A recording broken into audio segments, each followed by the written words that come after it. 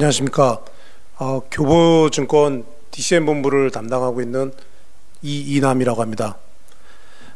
우선 이렇게 뜻깊은 자리를 마련해 주셔서 감사드리고요. 더벨의 역할이 우리 자본시장에서 이렇게 큰 역할을 담당하고 또 이런 좋은 자리를 마련해서 저 사회에다가 이런 공헌 비슷하게 하는 이런 자리를 마련해서 너무 감사드리겠습니다. 저는 이제 오늘 금융회사의 자본증권 발행을 이용한 자본 조달 전략에 대해서 이제 간략하게 설명을 드리고, 그 자본 조달을 자본증권을 발행하게 된 저희 취지라든가, 그 다음에 발행되는 채권들의 구조, 그 다음에 발행되는 채권들이 어떤 형식으로 이제 매각이 돼서 자본 조달을 하는지, 금융회사 중심으로 이제 발표를 하려고 하고 있습니다. 금융회사 신종자본증권이랑 이제 후순위 채권 같은 거를 발행을 하면서 이제 자본 조달을 하게 되는데요. 금융회사에서 처음에 이제 발행을 하게 된 계기는 2013년 11월 25일 날 이제 금융위원회와 금융감독국에서 이제 글로벌 금융위기 이후에 국제 논의를 통해서 이제 은행 부분에 대해서 적용되는 바젤 3에 따른 강화된 자본 규제를 이제 발표하게 됩니다. 처음에 이제 그런 발표가 이제 보도 자료로 나왔을 때 시장에서는 굉장히 의아했습니다. 그 전에는 예를 들어서 은행이랑 이제 금융회사들이 총자본 비율에 따라서 이제 자본을 이제 규제를 해 와서 그런 거에 대해서 이제 문제 제기를 삼지 않았는데, 일단은 그때 이제 글로벌 금융위기가 발생하면서 저희들이 이제 시장에서 느끼는 거는 도대체 은행이 이제 부실화가 됐을 때 그거에 대한 부실화된 부실금을 이제 정부의 세금으로 이제 계속 내왔습니다. 그래서 그거에 대해서 글로벌 금융위기가 오면서 이제 느낀 거는 그런 부분을 은행 자체에서 해결을 해서 지금에 있는 세금으로서 공적 자금을 투입을 해서 만회하는 것보다는 자기 은행 자체에서 조달을 해서 그걸 가지고 이제 금융 위기를 삼각되는 자본금을 채워 넣어야 된다, 이런 식으로 이제 취지가 된 거죠. 그래서 처음에 이제 최저 자본 규제가 총자본 위험 자산 하나만 가지고 있었는데, 그거를 갖다가 이제 보통주 자본, 기본 자본, 총자본 세 가지로 나눠서 분류를 하라고 이제 지시가 나온 거죠. 그래서 보통주 자본이 이제 4.5 이상, 그다음에 기본 자본을 6% 이상, 그다음에 총자본을 8% 이상, 이런 식으로 분리를 하다 보니까 은행들은 그거에 맞춰서 이제 자본이 총자본에서 이제 세 가지로 이제 분류가 된 겁니다. 그래서 보통주 자본에서 이제 후순위채를 발행을 하게 되면은 이제 거기에 이제 기본 자본이 되고, 기본 자본에서 보통주 자본에서 신종자본증권을 발행하면은 기본 자본이 되고, 기본 자본에서 후순위채를 발행하게 되면은 총자본이 되는 이런 형태로 이제 자본 관리를 하게 되는 거죠. 그래서 그때부터 은행들이나 금융 이제 회사들이 후순위채랑 신종자본증권을 추가로 이제 좀 발행을 많이 하게 되었습니다.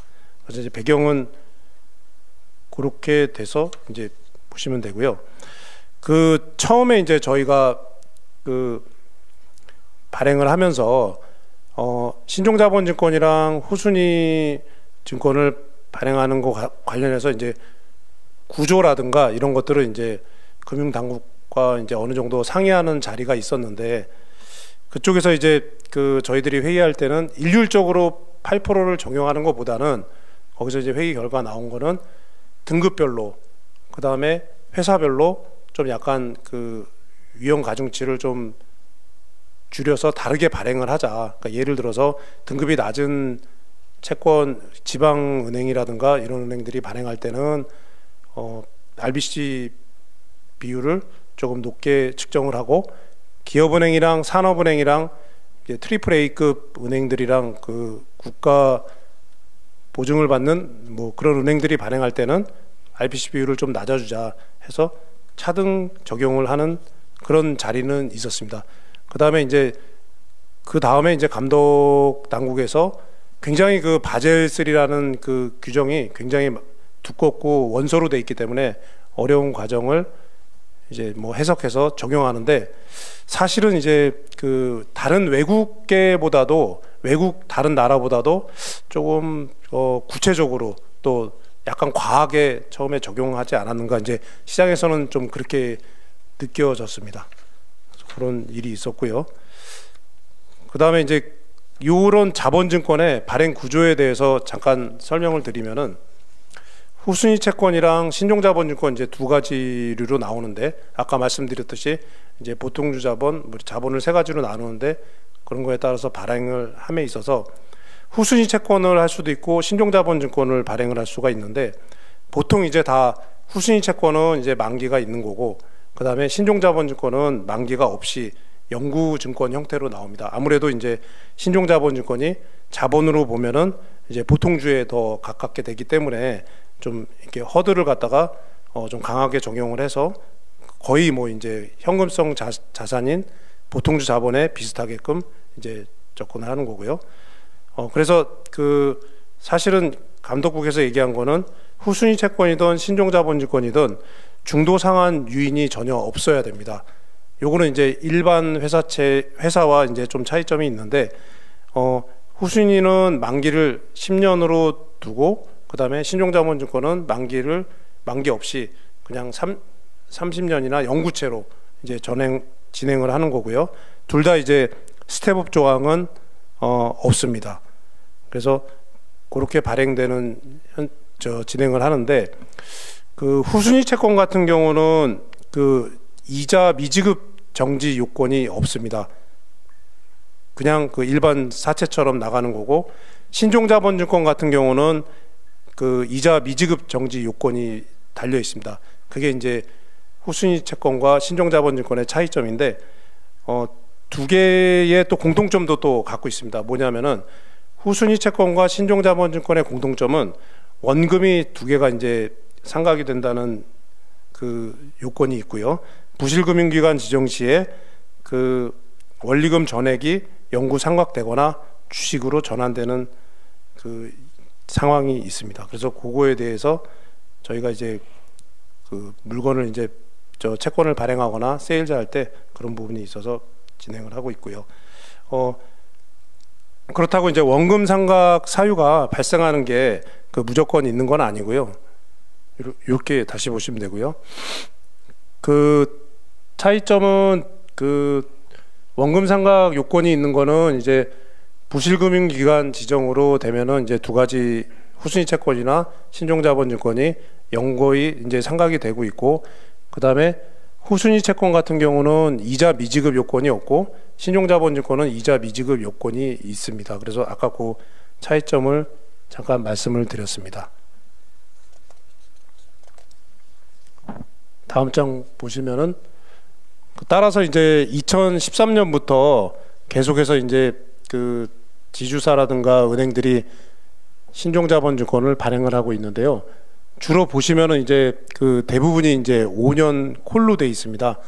그래서 5년 콜로 계속해서 발행을 해왔고, 금리는 대부분 저희가 이제 생각하는 것처럼 은행마다 좀 차이점이 있습니다.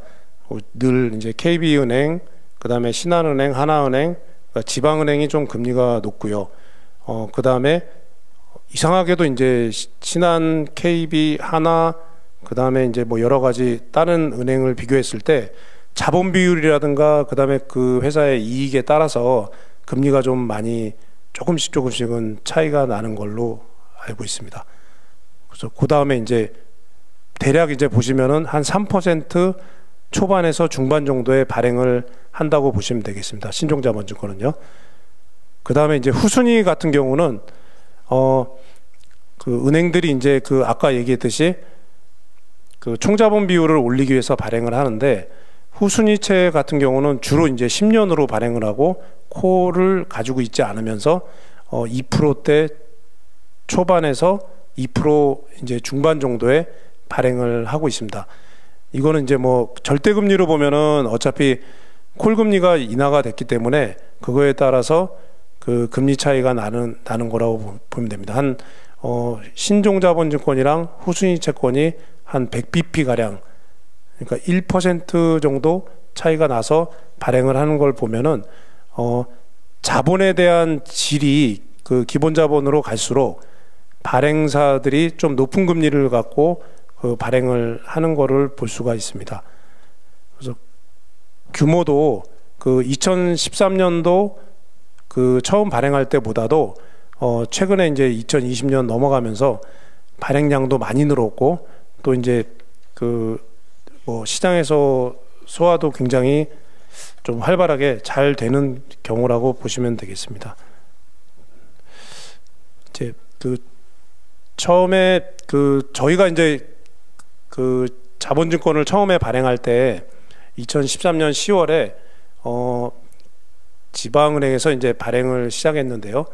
아마 이제 그때 처음 발행할 때가 이제 금리가 6% 정도였고요. 2013년도부터 2020년 10월까지 저희 최근까지 보면은 이제 뭐 한 거의 반 정도 스프레드가 줄어들었는데요. 이런 이유는 뭐 금리가 이제 기준금리가 좀 많이 인하되는 부분도 있었고, 이 기준금리 인하되는 부분 말고 이제 단순 절대금리로 6%에서 3%로 갔다고 너무 단정 짓기는 좀 그런데, 아무래도 그 여러 가지 시장에서 이제 같은 역할이 있었습니다. 예를 들어서 뭐 그동안 이제 만기가 이제 5년짜리다 보니까 신종자본증권 같은 경우는 만기가 돌아오면서 콜을 행사를 하는구나. 그 다음에 그 별다른 이자 미지급 요건이 발생하지 않았구나. 이런 부분에 있어서 시장 이제 투자자들이 안심하고, 이제 약간 뭐 안심하기보다는 그래도 유동성이 좀 생겨나고, 그 다음에 콜을 당하면서 이제 다시 또 재투자할 수 있는 여력도 생기고, 이런 부분에 있어서는 좀 많이 긍정적으로 반응을 했다고 생각을 합니다.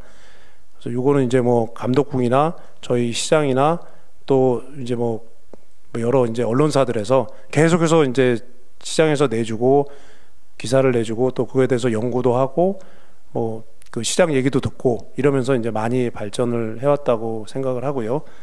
그 주로 이제 처음에 투자자들은 그 리테일 위주로 이제 그 투자를 많이 해왔었는데, 저희들이 이제 그 리테일보다는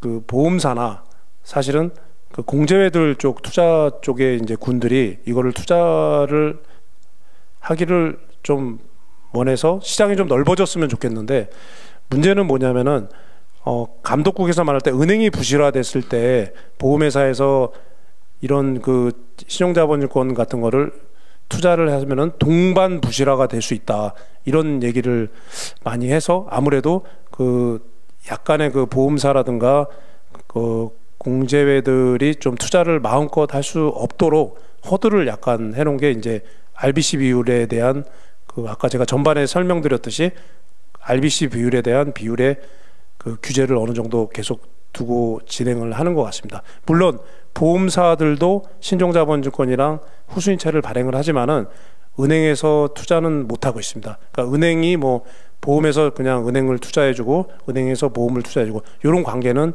확실하게 좀 막혀 있지 않는가, 이렇게 보고 있습니다. 2013년도 아까 제가 조금 아까 설명을 드렸던 거랑 비슷한 얘기인데요. 2013년도에는 투자자들이라든가 그 발행사들이 굉장히 발행하기 힘들었던 시장이었는데, 2015년도 5월인가 그때 이제 그 보험회사 재무 건전성 규제 관련 제도 개선에 대한 얘기가 나오면서 1.2%에서 12% 된 차등한 그 위험 계수를 두면서, 아마 지금 현재는 뭐 은행 신탁이라든가 증권사, 뭐 PI, 그 다음에 공제회들에서 주로 투자를 하고 있고요. 최근에 이제 언론을 보면은 그 대치동에서 이제 뭐 이런 채권들을 좀 산다 이런 기사가 나온 적이 있었습니다. 그래서 대치동에 그 뭐 아주머니들은 이런 거에 투자를 한다 이런 식으로 나오면서 아마 그 신탁이라든가 그 다음에 증권사에서 투자자들이 조금 많이 늘어나는 건 사실입니다. 그 신탁 같은 경우는 특히나 요즘에 이제 펀드 판매 관련해 가지고 이슈가 많기 때문에 좀 그나마 이제 좀 뭐 시장에서 많이 알려지고 유동성이 좀 있는 이런 채권들을 좀 많이 판매를 하는 것 같습니다. 저희 향후 이제 이 그 금융회사라든가 자본 조달하는 데 있어서 그 어느 정도 이제 그 물량이 늘어나고 그 다음에 이제 발행이 계속 될지 이런 거를 보시면은 그 금융지주사들이나 이런 은행이나 지주사들은 재무 하락이라든가 그 다음에 레버리지 비율을 올려서 M&A를 추진해야 될 그런 의지가 있습니다. 무조건 전부 다 이제 그대로 이제 자기네들이 이익 잉여금을 뭐 재투자해서 그거를 하는 게 아니라 이제 이런 채권들을 발행을 해서 그 인수할 수 있는 여력을 가지고 있는 비율을 가지고 있어서 M&A를 추진할 것 같습니다. 최근에 이제 뭐 보험사 몇 개들을 갖다가 그 대형 지주사들이 인수하는 영역이랑 좀 비슷한 것 같고요. 보시면은 이제 2017년도부터 2020년 현재까지 자본 비율을 저희들이 이제 보면은 그 KB지주가 32조에서 39조, 그 다음에 신한지주가 30조에서 37조, 뭐 이렇게 6조에서 7조 정도 가량 3년 사이에 이제 자본 비율을 늘리고 있는데 이런 거에 발맞춰서 이제 계속해서 이제 뭐 발행도 늘어나고 그 다음에 그 뭐 사업을 할 것 같습니다.